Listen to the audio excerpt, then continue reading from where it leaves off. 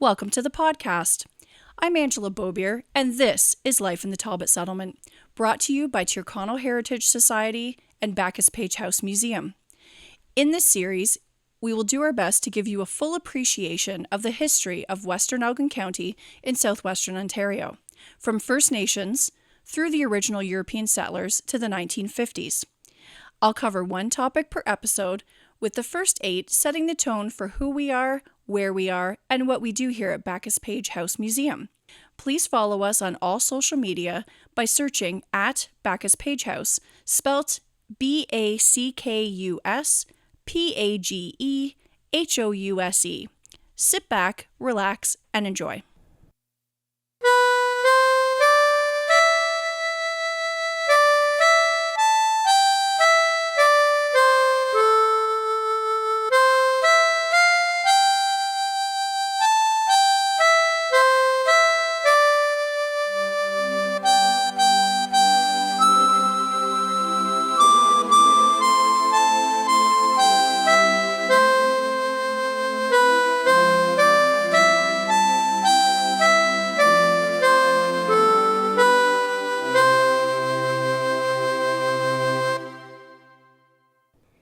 Welcome to episode 19 of our podcast, Life in the Talbot Settlement.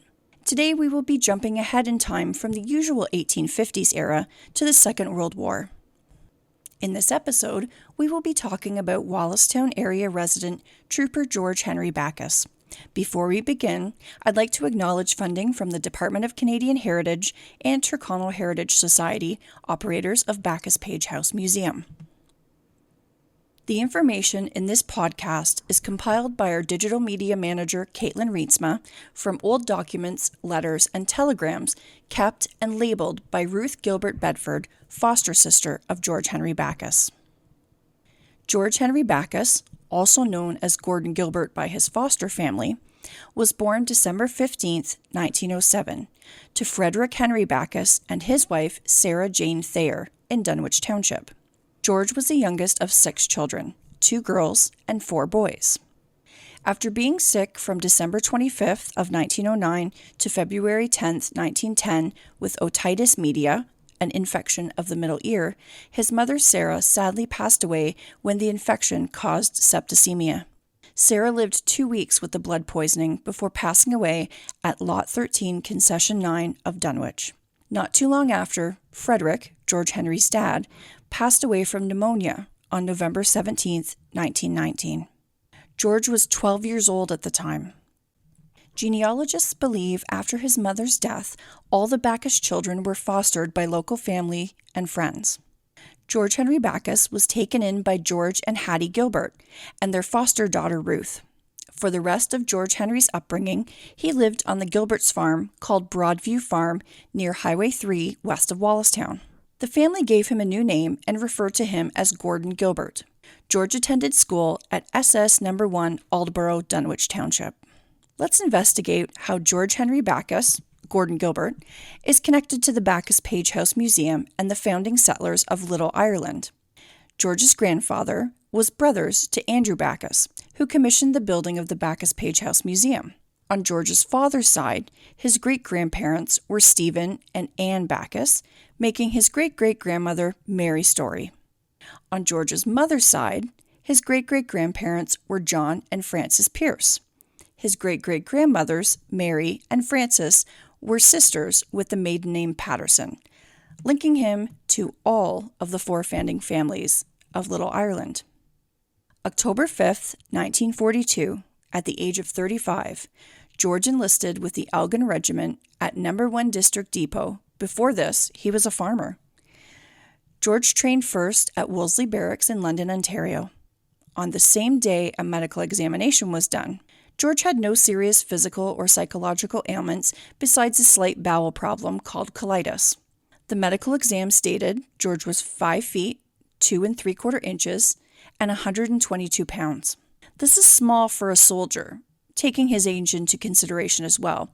At this point in the war, the Army was slowly starting to waive some enlisting requirements. From there, George moved around quite frequently.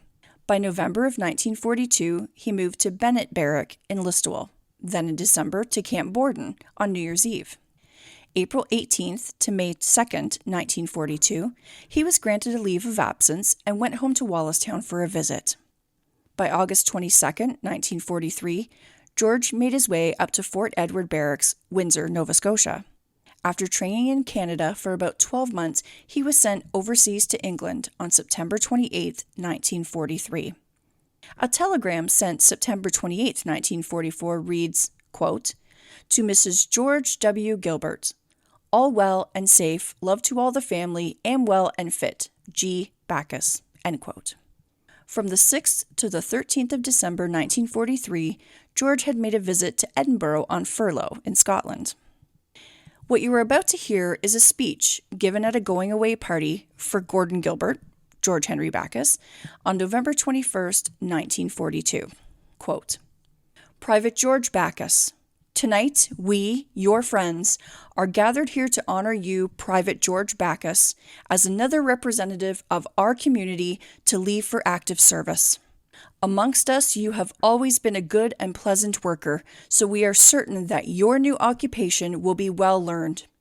But your new field is one that honors not only you, but also the community from which you come. For you are one of those fine examples of our youth who has volunteered to go over there and help finish the job, as Winston Churchill has said. When we consider how you so honor us by your action, and when we consider our pleasant association with you, which must now cease, we feel that, humble though it may be, we must show our appreciation. And so, we offer you this gift. With it go our wish for Godspeed and our prayer that heaven may protect you. Signed on behalf of friends and neighbors." End quote. A handwritten note we have lists the names of each donor and the total amount of money gifted. 64 people in the community donated. The total amounted to $28. Nowadays, that would amount to approximately $471.21. Now let's talk about a brief history of George's regiment. The Elgin Regiment existed before the Confederation of Canada, their origins tracing back to 1866, when the Militia Act officially created the 25th Elgin Battalion of Infantry from 5 local militia companies.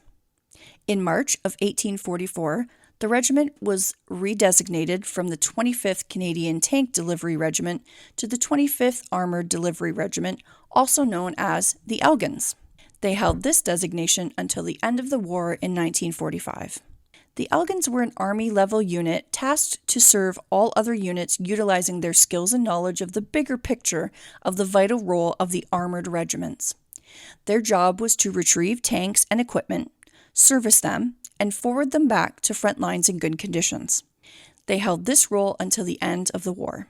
The front and rear squadrons of the Elgins were obligated to deal with the distances that were involved in servicing and replacing equipment in the fronts of Italy and Northwest Europe. Quote, "Armored Delivery Regiment helped to liberate the little town of Willebroek, Belgium. He, George, stayed over the little jewelry shop with Magda Polspoel's aunt and uncle, the Van Lampenhouts, who lived in an apartment there, on his last leave before going back to the front lines. It was during this journey that he was accidentally drowned. Magda, while under German occupation, worked for the Belgian underground. She wrote a letter telling of how George is leaving courageously for the front lines." End quote. At this point, Belgium had been under German occupation since May 28, 1940. This lasted until Western Allies liberated Belgium in September 1944 and in February 1945. The first major city in Belgium territory to be freed was Mons, liberated by the American 3rd Armored Division on September 2, 1944. The rest of the country was liberated in the days following. This is commemorated annually in many towns. Canadian troops participated in a commemorative march called the Nijmegen Marches, held in the Netherlands. The marches combine a test of physical fitness and teamwork in which participants must march more than 160 kilometers in 4 days while carrying a standard military backpack weighing at least 22 pounds. Canadian troops have participated in this event since 1952 and continue to annually honor those who served and liberated the Netherlands. In an airmail letter dated June 11, 1944, George describes the weather. Quote, "Dear folks, You have had quite a bit of wet weather at home this spring, the same as we have had here, which does not feel so nice. Our clothes get damp and cold. I was out to see Dad Richardson a week ago, and he was complaining about his garden being too dry. It was but expect it will be different now." End quote. It was on a rainy day like this described here by Gordon, George, in which his life would sadly come to an end nearly 6 months later. And now a telegraph that no family wants to receive. This is a Canadian Pacific Telegraph casualty report from November 23, 1944. Quote, "To Miss Mabel Backus, 18895, Minister of National Defense, deeply regrets to inform you, A104765, Trooper George Henry Backus, officially reported died accidentally, 19th November 1944, as a result of drowning. Stop. If any further information becomes available, it will be forwarded as soon as received. Stop. To prevent possible aid to our enemies, do not divulge date of casualty or name of unit." End quote. A104765, Trooper George Henry Backus, died the 19th of November 1944 in a town in the Netherlands no bigger than Wallace-town. A clipping from a newspaper, the exact newspaper we have is unclear, states that George Henry Backus, quote, "stayed in a school in Willowbrook, Belgium, when he mistook a canal for a wet road and drowned at 36 years of age." End quote. George Henry accidentally drowned and passed away in the Quid Williams Canal in Holland. His comrade, Ed McCollum, searched for Gordon and found his footprints in the mud. He was buried temporarily in Oss, Holland, until after the war, where he was reburied in the Nijmegen Canadian Cemetery, Grosbeek, Holland. And I apologize if I am pronouncing any of these words incorrectly. A letter addressed to Mabel Backus reads, quote, "Information has just been received from overseas that the remains of your brother, A104765, Trooper George Henry Backus, have been carefully exhumed from the original place of interment and reverently reburied in Grave 3, Row A, Plot 20 of Nijmegen Canadian Military Cemetery. This is a recognized military burial ground and will receive care and maintenance in perpetuity." A memorial service was held at St. Peter's Anglican Church, Tyrconnell, one Sunday morning for Private G.H. Backus. Friends, family, and community members gathered to mourn the great loss. Reverend C.O. Farrell conducted the service. Bugler Robert Gray of Rodney sounded the last post and the reveille. What you're about to hear is a sympathy card sent to the Gilbert family by Gordon's elementary school teacher, Marguerite Ferguson. Quote, "Dear Mr. and Mrs. Gilbert, words cannot fully express my sympathy for you in your loss of Gordon, whom you have loved so much. In your sorrow, you have the comfort of knowing that you gave him such loving care and made his life happy while he was with you. I feel helpless in such an hour, but I want you to know that my prayers and thoughts are for you and with you. With love, Marguerite Ferguson, 199 Erie Street, St. Thomas." End quote. This episode was made possible and written with the collection by Ruth Gilbert Bedford, who thoughtfully donated all letters, notes, newspaper clippings, and photos to Backus-Page House Museum. We are grateful to tell this local veteran's story and hope you learned something new. Join us next Wednesday for episode 20 about tobacco farming.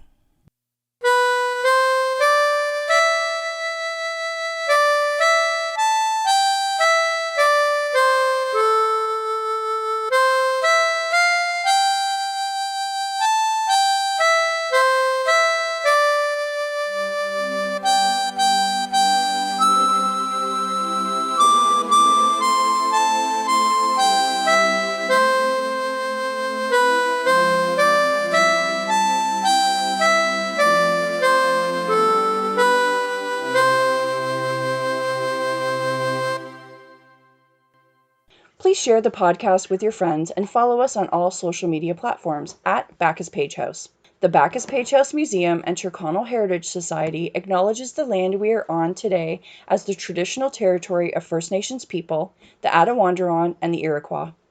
As settlers at a settler-focused museum, we value both the significant historical and contemporary contributions of all original peoples and ask how we can be supportive in Indigenous cultural renewal. Life in the Talbot Settlement is a production of Tyrconnell Heritage Society, operators of Backus-Page House Museum, funded by the Department of Canadian Heritage. Your host has been Angela Bobier. Music provided by Jack Witmer. Thanks to our producer, Katlyn Reintsma. To make a charitable donation or to contact the Backus-Page House Museum, visit our website, www.backuspagehouse.ca. Thank you for listening.